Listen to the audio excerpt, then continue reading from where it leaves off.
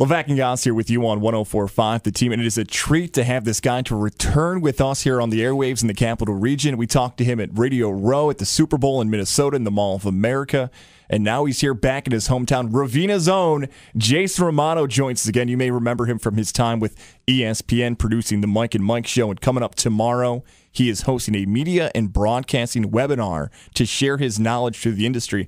And Jason, that's where I want to start here. Yeah. Take us through your journey. How you go from Ravina to working in Bristol, Connecticut for ESPN. Yeah, first of all, thanks for having me, guys. I appreciate it being here with you. It's cool to be back in studio in Albany. This is great. It was a crazy journey. You know, Ravina, New York, very small. If you live in the Capital Region, you know that. It's not this giant hub of anything, really. It's a couple thousand people. But in high school, I wanted to, I started thinking about what I wanted to do in college and pursuing a career, and broadcasting and sports broadcasting was it. And so I intentionally went to a community college that had great broadcasting out in Auburn, New York, Cayuga Community College, about 3 hours from here. And then my 4-year degree I got from SUNY New Paltz, about downstate, about an hour south of here, specifically because they had broadcasting. But it wasn't until I got done with college and I graduated because I realized I took all these classes and hosted a radio show in college and did TV and play-by-play in college. You do everything in college, right? Yeah. Host a nighttime rock show, a nighttime sports show. You do everything. But then you get out and you realize, okay, now what? And for me, it was literally a now what? I didn't have mentors. I didn't do a ton of internships, which I should have. So I got out, and it was not until about a month after I graduated that I realized I don't want to work I had like a marketing job, but it wasn't really marketing. It was kind of like a telemarketing job, and it was paying some bills. But I quickly realized, like, I have to get a job in this business. This is what I want to do. This is my passion. And so I walked into the first radio station that I had on my list in Albany because I wanted to stay in town. I had searched in the area first, and I walk in and I bring my resume in and I say, listen, I will do anything and I'll do it for free. Here's my resume. I didn't know anybody. Wow. And so, and it was like a 75-year-old woman at the reception desk looking at me like I had 6 heads. But I just said, listen, I will do anything. And I tell people that now, like, you don't have to do it in the way I did it, but that's really what you need to do is say you will work and do. If you have a passion, don't worry about the money. And if you're in this business, especially locally, you know that. It's not about the money. Very true, my friend, yes. But it's your passion, right? So you go in and you say you'll do anything. And that's what I did. And 3 months later, I got my first job as a radio producer here in Albany, and did 3 years doing that, both in an afternoon and then a morning show. And then moved from there to ESPN. And that was a process in its own right, just getting to ESPN, a couple of applications and going to meet there, a couple trips to Bristol to meet the people there and interview. Didn't get the job the first time. And it was the second time that I went back that they remembered me a couple years later. And I got the job. So. I don't want to get too deep into almost ruin the webinar, but that moment right there between Ravina and ESPN is so interesting for whether it's somebody who's just out of college, whether it's somebody who's working now, whether it's somebody who may have lost their job in the media field. The best advice you could offer somebody who's looking to make that transition, maybe it's through the interview process, maybe it's talking through somebody. Yeah. What did you learn through that process that helped you get to what many people consider to be the end-all, be-all if you want to be in sports media, Bristol, Connecticut, and ESPN? Yeah, and I'll preface it, too, to say that this webinar is not sports broadcasting. It's just broadcasting and media, because not a lot of people have interest in sports, but they have a passion for this world of broadcasting, this world of media. And the media world, the landscape is changing tremendously quickly, as you guys know. Podcasts and online, digital, everything has changed so quickly. But for me, I think the biggest thing that I did was I was willing to do whatever it took. And I remember the first day I worked at that station here in Albany that I was literally dressing up as a mascot and doing a live remote broadcast from Latham Circle Mall back in the day.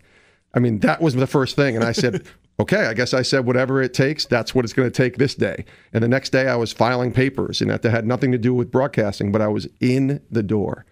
And through that, you start to build relationships. That's the biggest key. It's always going to be the biggest key. It's not this secret, brain surgery type formula. It's just relationships. That's the secret sauce.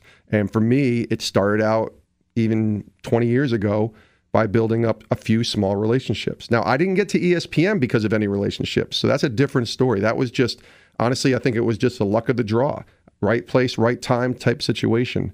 But as you're growing, as you're learning, I mean, today I wish there was social media when I was around getting into this business, because that's a great way to meet people. It's a great way to connect with people. It's a great way to just interact with them, even if you never meet them in person. You can connect with so many different people who are doing what you would like to do someday. So it's amazing to think about those first stories in radio too. You talk about being a mascot. I'm sure everybody in this field and maybe in television as well have those stories like mine. And I don't know if I've ever shared these on the air before.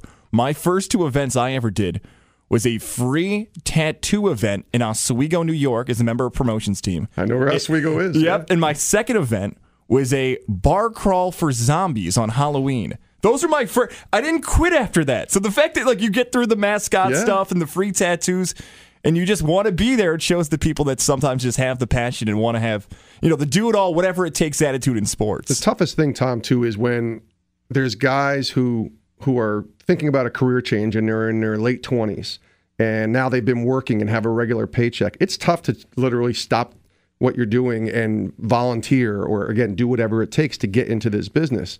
But you might have to do what I was doing for 8 months, work 3-4 jobs. And then eventually when I got hired at that first radio job, I still worked 2 other jobs so I could live on my own and have my own apartment and have a little extra money. You just grind. You do it. If you want to be in this business, you do it. And that's what the webinar I want people to understand is it's going to be teaching. It's going to be the 5 things I believe you need to do, every person needs to do if they want to get into this business. And part of it is grind. I mean, that's not one of the essentials, but that's part of the overarching theme of what I'm going to be teaching is literally it's about the grind. You got to be willing to grind. Ravina's own Jason Romano joining us here in studio on 104.5 The Team. And just a reminder, that webinar is tomorrow, April 26th at 8:30. Draft fans, it's on replay, so even if you can multitask, have the laptop out here, watch the draft over there, and then go back and review it later on. And you spent your time at ESPN, but now you're working for Sports Spectrum. For those that may not be familiar with it, what is Sports Spectrum and what's your role there with them? Yeah, so left ESPN about 14 months ago. And Sports Spectrum it's a media company. You go to their website, we write articles. We have great video content on our YouTube channel. We have a podcast now, which I'm hosting and producing, and that's been a real blast to do. But it's the same as any other media company, except we are a niche in the sense that we go a little bit deeper and we tell stories of sports with the intersection of faith. So we get to a little deeper issues. We go to a little deeper and below the surface on how people believe, in their faith. Faith is so important for so many different people in the sports world, especially athletes. And so they don't get to ask and talk about that part of their life much at an ESPN type place. So we've put this place together, this platform, the Sports Spectrum world, to allow us to go a little deeper, to tell these stories. And so many people have been really interested and want to talk. I mean, Matt Forte announced his retirement on Sports Spectrum because his faith is real important to him. He wanted that in the conversation. He didn't want that taken out. So he came to Sports Spectrum and announced it with us.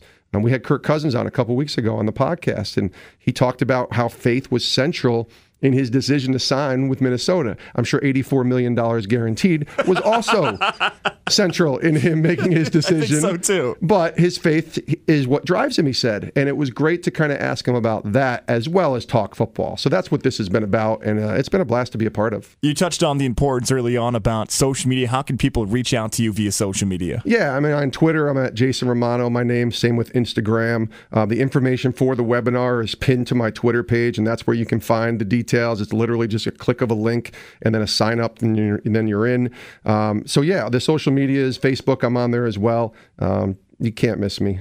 I know you're busy. We're going to let you go. Thanks for spending some time with us here in the Capital Region. Make sure to check out all of Jason's stuff online, and don't be a stranger, man. Hopefully we talk again soon. I'd love to come back anytime. Let's do it. Thanks, man.